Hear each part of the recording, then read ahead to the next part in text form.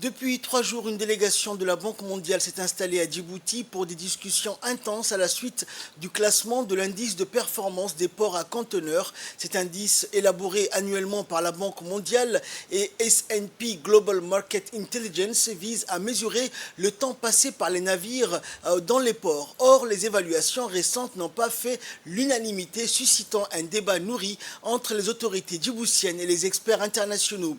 Hier, en début d'après-midi, après 3 jours de discussions animées et constructives, les divergences persistaient.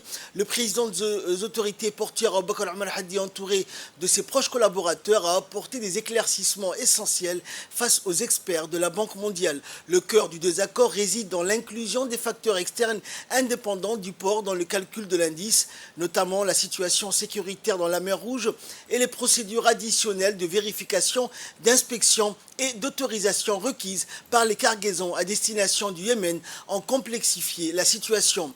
Depuis septembre 2023, ces mesures ont été renforcées en réponse à la résolution 2216 du Conseil de sécurité des Nations Unies et Djibouti a répondu présent à cet appel humanitaire. Les navires connus sous le sigle UNVIM, gérés et exploités par le Bureau des Nations Unies pour les services d'appui au projet, transitent par Djibouti pour des raisons de sécurité et d'inspection. De fait, Djibouti se trouve pénalisé pour son engagement humanitaire car le temps passé à quai par ces navires dû aux mesures de sécurité a été injustement inclus dans le calcul de l'IPPC, une aberration que l'algorithme de la Banque mondiale n'a pas su corriger faute de précédent.